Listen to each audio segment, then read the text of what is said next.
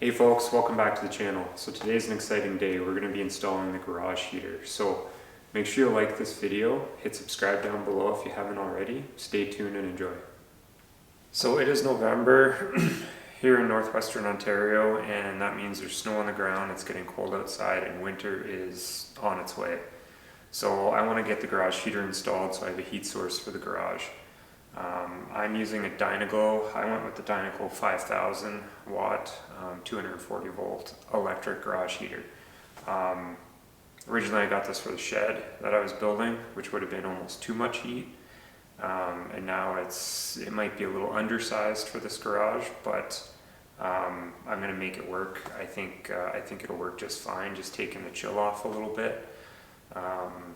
Technically this garage is around, I want to say 900-ish square feet. This is rated for 500 square feet. So, but I don't need it to be tropical in here. I just want it to be nice and warm. So when I'm working on something, you know, I'm not wearing a toque and a jacket and gloves in here. I'm, you know, maybe in a sweatshirt. So this is what I'm going with. There's a lot of units out there that are similar. This one had fairly good reviews, so we'll see how it goes. So we're going to get it installed.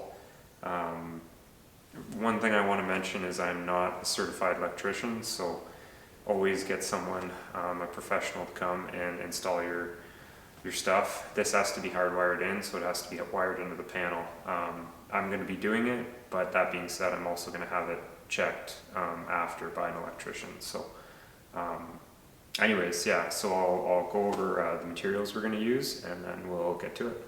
So materials for this project that we're using, obviously we have our heater. This is 10-2 armored cable, AC90. So my wiring, since the garage is already finished, is going to be exposed on the walls, so that's why I have to use armored wire. So we have 6 meters of that, which is a lot more than we need. We're going to be installing it pretty much directly above the panel.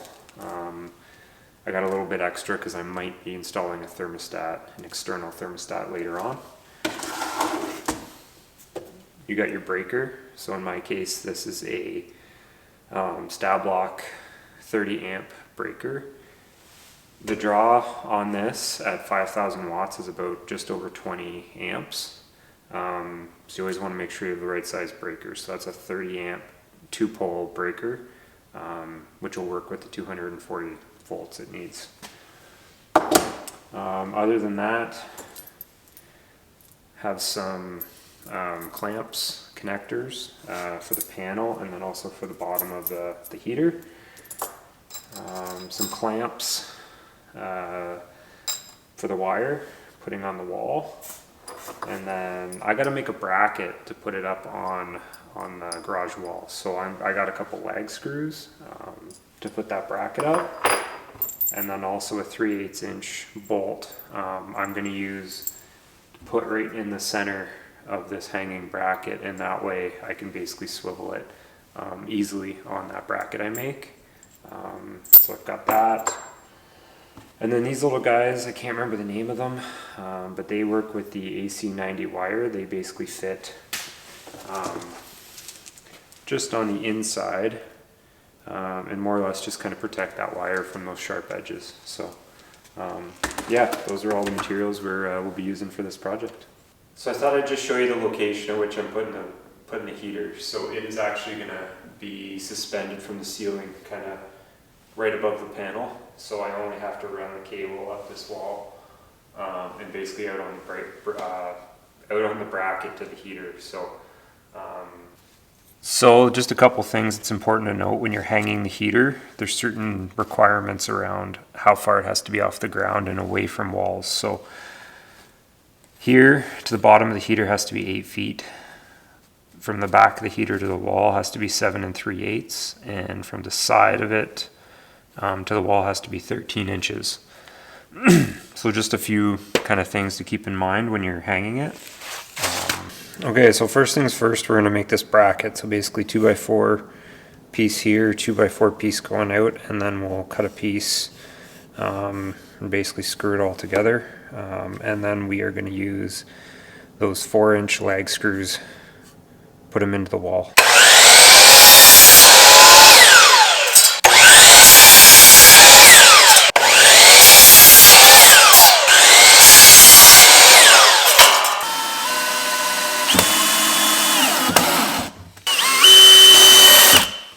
So we got the jig made, and I also got my lag bolts started where I'm going to put them, so that when I get up to the wall, they can go just straight in. So that's the next step. We'll get up on the ladder and we'll get this put up.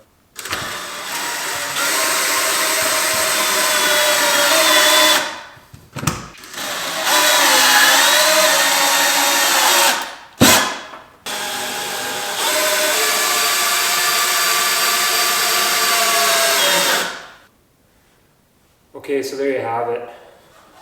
Seems pretty solid. I went with 3-inch lags instead of 4. Thought 4 might be a little excessive, so. And I just made sure I was hitting those studs, trying to be as accurate as possible. But I don't know, I don't think it's going anywhere. Now you get to watch me struggle.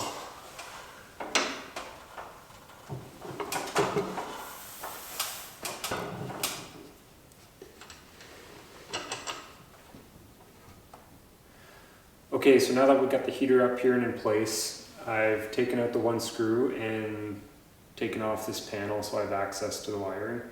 I'll show you a close up here in a second of kind of the wiring and what it looks like. I've also gone ahead and put a knockout, or knocked out that piece and put in a clamp. So I'm all ready for the wires. So. Okay, so here's the inside of the heater. Basically, we're going to be wiring into these ones here, L1 and L2. That's where you're going to put the white and the black hot wires. The ground will go right on that screw there. If you were doing an external thermostat, it would go on 1 and 2. So I'm using armored wire. I'm not going to get into how to cut this. I basically used a method with my vice grips and an adjustable wrench, and basically twisted it just to kind of crack it, and then basically cut it the metal sheathing. The one thing to keep in mind is you have to use one of these guys. So it is I don't know the name of it, but it seats itself over top of the paper, just underneath the metal, just so the wires don't get nicked at all. So I'll put that on now. So you can see it's seated there. So now I'll just rip off the paper. Okay, so as you can see, that is all ready to go. So we'll get up and we'll put it into the clamp and start wiring it up.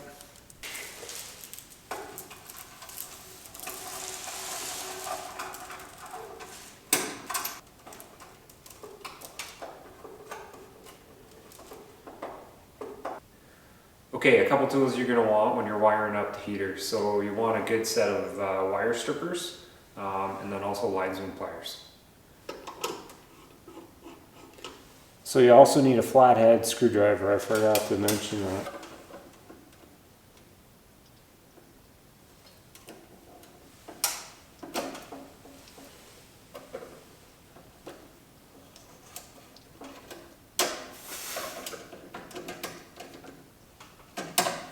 Okay, so we got it wired in on the heater. As you can see, wire coming in, our ground under the screw, white to the L1 and black to the L2 as per the instructions. Okay, so I've basically run that wire, got a couple straps in up here. It's going to come down, it's going to go in through here. I had to cut a little piece of OSB, but I'm going to cover that up later on.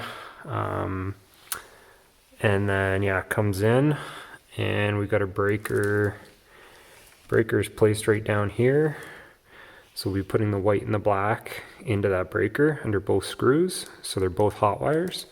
And then our ground, it's hard to see, ground bars back there. So we'll put the ground in there. Okay, so I stopped filming there because it was too dark. Couldn't really see anything. So what I'll do is I'll insert a shot of the panel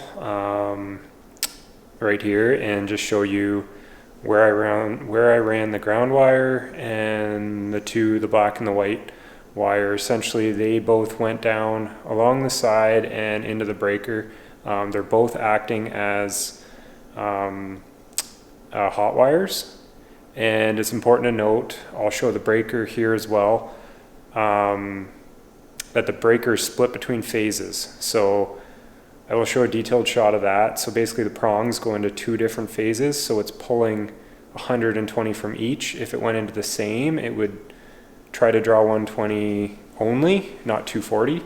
Also ran the wire clamp, so it's clamped tightly at the top. Yeah, and that's basically it. So now what we'll do is we'll turn on the breaker. The breaker is currently off, so we'll turn it on and we'll see how the heater works.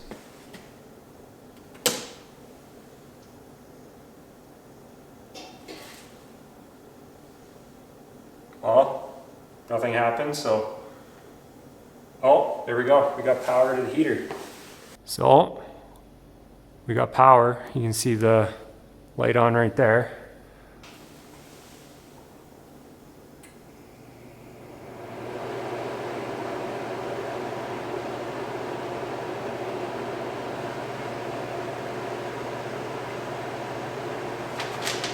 There we go. Heater's working.